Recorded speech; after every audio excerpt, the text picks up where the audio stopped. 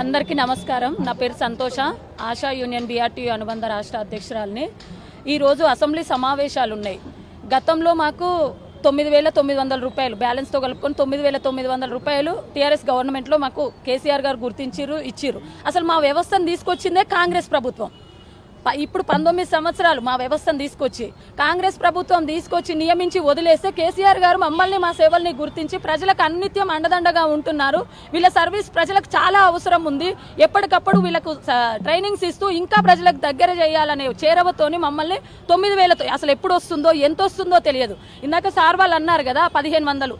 ఆ 1,500 కూడా కాదు వాస్తవం. ఎందుకంటే మాకు ఎప్పుడు వస్తుందో ఎంత వస్తుందో తెలియదు. 1,500 ఎప్పుడూ రాలేదు వాస్తవానికి.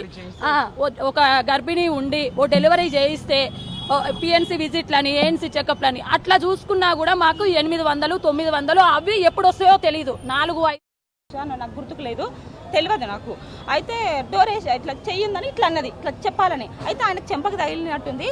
ఆ చెంపకి తగిలిన వెంటనే లంజదాన అనే పెద్ద మాట యూజ్ చేసిండు. మళ్ళీ ఇంకో అతను తెల్లగా ఉన్నాడు. ఆ పోలీసు వచ్చి మా CIని కొడతావా, నువ్వు మా CIని కొడతావా అనేసి కెమెరాలలో మొత్తం ఫోన్లలో ఫొటోస్ తీసుకున్నారు. అక్క ఫొటోస్ తీసుకున్నారు. ఇంకా లేడీ కానిస్టేబుల్ అబ్బాయి లాగానే ఉంటుంది, ఆమె పేరేందో నేను చూడలేదు, అబ్బాయి లాగానే ఉంటుంది.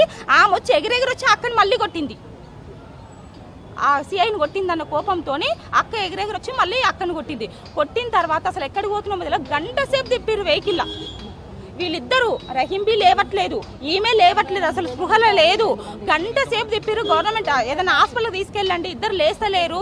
నోటి నుండి ఈమెకైతే నోటి నుండి నురగలు వస్తున్నాయి, తీసుకోవండి అంటే గంట సేపు తిప్పి మళ్ళీ బండ్లగూడ పోలీస్ స్టేషన్కి తీసుకెళ్ళారు. ఆ బండ్లగూడ పోలీస్ స్టేషన్కి వచ్చేసరికి గంటంబాబు అయింది. అప్పుడు అంబులెన్స్ని మాట్లాడి మేము మొత్తుకుంటూనే ఉన్నాము, హాస్పిటల్ తీసుకెళ్ళండి, గంట సేపు నుంచి శుభ్రలు వస్తలేదు, నురుగలు వస్తున్నాయి, తీసుకెళ్ళి అన్నా కూడా ఆ ముగ్గురు కానిస్టేబుల్ ఉన్నారు. రోజా, పూజ అని ఇంకో ఆమె ఎవరు, అసలు ఏం ఫోన్లు చేసిరో, ఏం ఫోటోలు పెట్టుకున్నారో, అసలు పైన వాళ్ళకి చెప్పిరో చెప్పలేదో తెలియదు.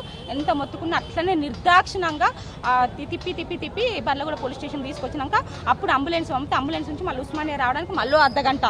ఇక్కడికి వచ్చిన తర్వాత గంట సేపటికి ఈమె స్పృహలోకి వచ్చింది. అసలు మస్తు దౌర్జన్యంగా మా ఆశాల పట్ల మస్తు దారుణంగా వ్యవహరించారు. అసలు ఇది మేమైతే ఆ మాట తీవ్రంగా ఖండిస్తున్నాం. మాపై చర్యలకి లాఠీ చార్జీలకే కానీ అరెస్టులకే కానీ మా ఆశాఖని అంత పెద్ద మాట అన్నందుకు మాత్రం తీవ్రంగా ఖండిస్తున్నాము.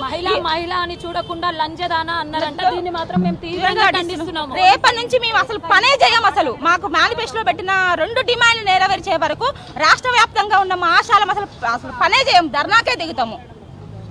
మాకు అట్లాగే పోలీసు వ్యవస్థ మాకు క్షమాపణ చెప్పాలి. నా పేరు భవానీ, కే భవానీ, యాదాద్రి జిల్లా అధ్యక్షురాలిని.